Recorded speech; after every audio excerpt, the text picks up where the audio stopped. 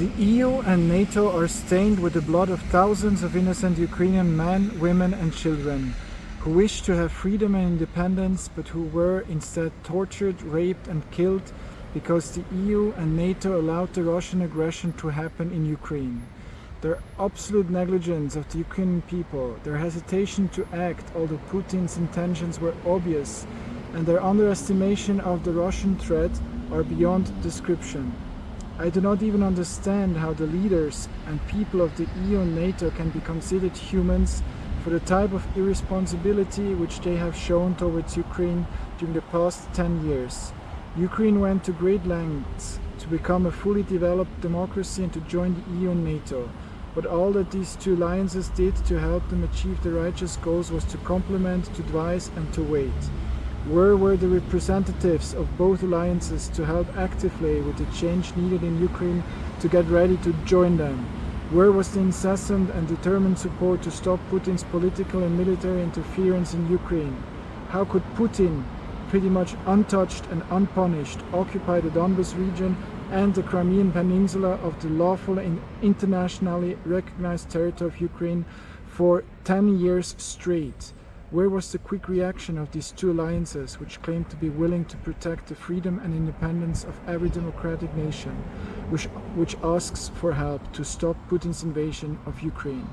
Yes, the hands of the leaders and the people of the EU and NATO are indeed stained with the blood of thousands of innocent men, women and children who were tortured, raped and killed by Putin and his minions for their desire to have freedom and independence.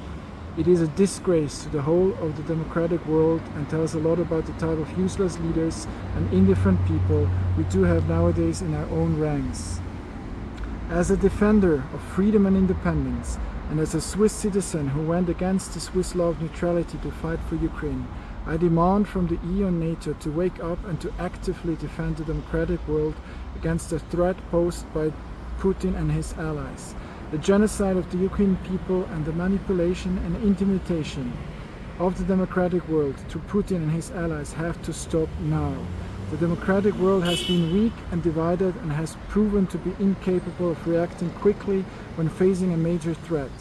The armies of the democratic world are in a mournful state because their stocks are not enough to fight a long war and the training is no match for an enemy like Russia. This needs to change immediately. The democratic world has to become strong, united and quick to react. Their armies have to be again in excellent shape. Their stocks have to be multiplied and their training has to be revolutionized. The EU and NATO have to join their forces with Ukraine. They need Ukraine's combat experience and Ukraine needs their structure and equipment. Only together they can create the formula of success to defeat Putin and his allies, and that has to happen now because time is running out. With every additional day given to Putin and his allies to continue their orchestrated destabilization of the democratic world by sowing lies and by igniting new conflicts, the democratic world loses control and thus more and more of its freedom and independence. It has to be made crystal clear to every member of the democratic world that if Putin and his allies are not stopped, there will be soon no tomorrow for the democratic world. And any further delays are an act of treason towards the sacred values of freedom and independence, and ultimately Ukraine, whose challenges defy all imagination. How can any member of the EU and NATO get up in the morning and look into the mirror with a clear conscience, knowing that Ukraine, who is not even part of the EU and NATO yet, fights and dies for his or her freedom and independence, but does not get the necessary support with weapons, troops and anti-corruption task forces to win this war against an enemy who has no conscience at all? The only language Putin and his allies understand is an iron fist into the face. Only when they are defeated they comply. Any negotiation, any treaty will be abused to their advantage.